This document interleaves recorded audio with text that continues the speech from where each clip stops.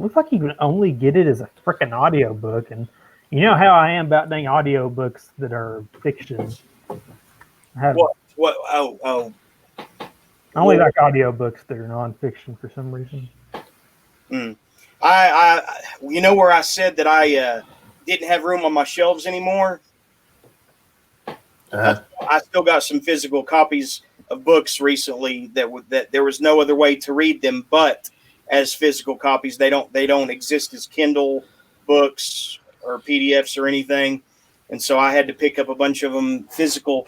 But there is literally no more room. I got The Mad Throne by Brad Munson, which is like an above-average fantasy novel, apparently. And I don't remember what attracted me to it, but I got that. This artist, I don't know his name right now. CF something. I don't know. He apparently is an underground artist. This looks like a children's book, but it's actually not. I don't know what it's about totally, but it's called William Softkey and the Purple Spider, and it's something to do with an underground library in the desert that's guarded by spiders or some shit. Yeah, that looks weird. And yeah, let's see. That like pixel art on the front. I think so. Yeah.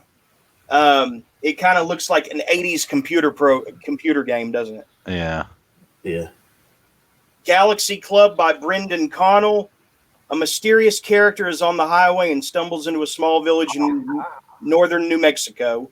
A blue-skinned child is starting trouble down at the creek with a dragon. Somewhere between the two lie buried treasure, a delusional cop, and a deadbeat secret cult. Like on the cover, is that Zach and his grandpa? Wait a second, let me see. It looks like you and your grandpa. Oh my God, he actually thought serious. Let me see again. Yeah, Zach, check it out. Your grandpa and you on the cover of a book by a guy you don't even know. Isn't that amazing?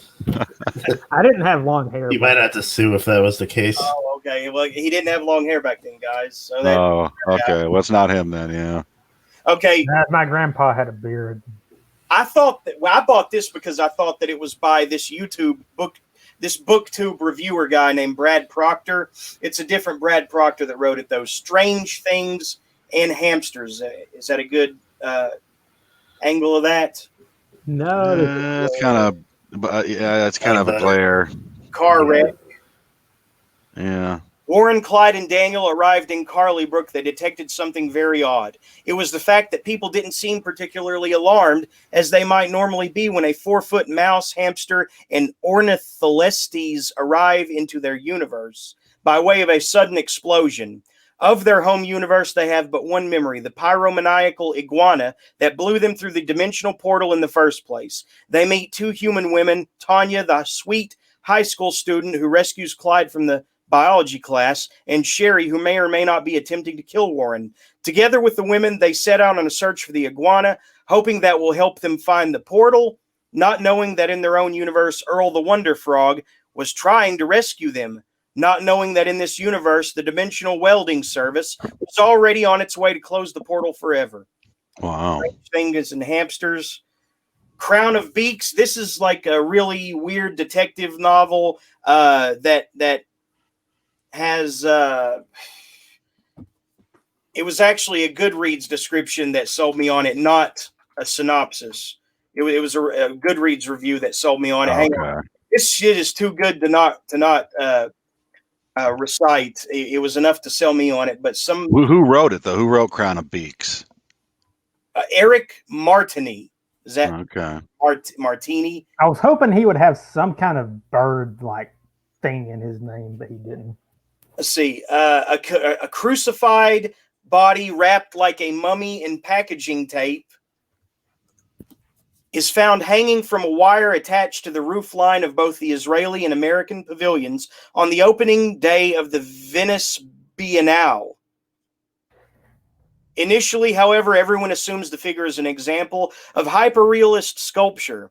It isn't until the third day, when the rotting head attracts several hungry and overly aggressive seagulls, that officials realize they have a murder on their hands. To make matters worse, the victim is none other than the famous contemporary Italian artist Marcello Mercado, Detective Inspector Paola Contini of Venice, and Stieg Malloy of Interpol join forces to investigate a case that takes them far beyond the borders of Italy and far beyond the confines of the art world.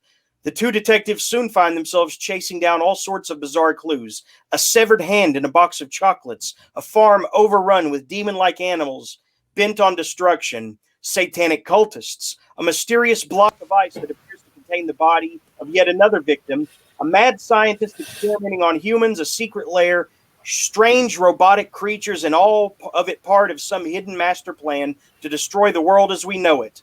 Wow. That does sound like a good book. Yeah. And it's got a great title, Crown of Beaks. Right. And I don't really know what this is. I like the cover, but also I think I bought it because it was set during one of those World's Fairs that took place in Knoxville, Tennessee in 1982. Mm-hmm. The World's Fair was in Knoxville, Tennessee in 1982, and it's a short story collection of the weird and improbable, and so that's what attracted me to that. Sunspheres by who is that? Andrew Farkas. I don't know. Farkas. The cover was cool, but those are the physical books that I've gotten lately, which I don't make a habit of, but being a completist, and of all things weird, I had to track it. So did you get all those from Amazon or various different vendors? Amazon, yeah. Okay. Well, I've never heard of any of those. That's why I like seeing you in my Goodreads feed when you click on something want to read. I'm like, oh man, I never heard of any of these things. Yeah, there's a guy that's even better at sniffing out these obscure titles than me. His name's Osiris.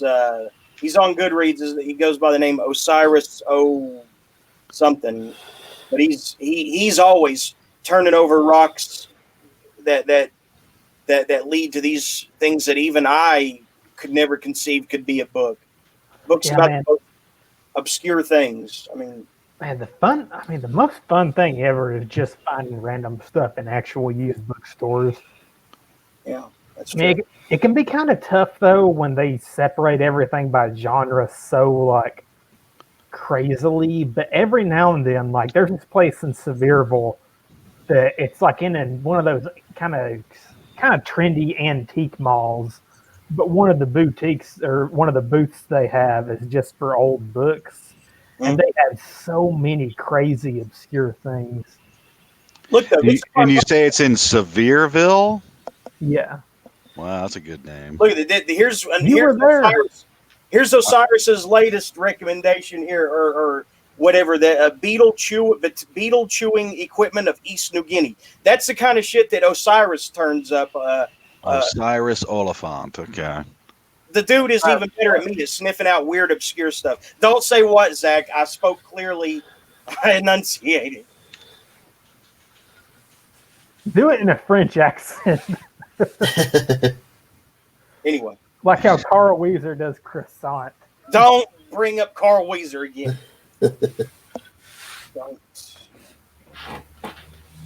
Oliphant. Don't. Coffee. This is somebody that's probably going to troll us. Unless it's Ann. Speak. Should I bark or something? What the hell? Hey, it's Michael No. What's up? Hey, buddy.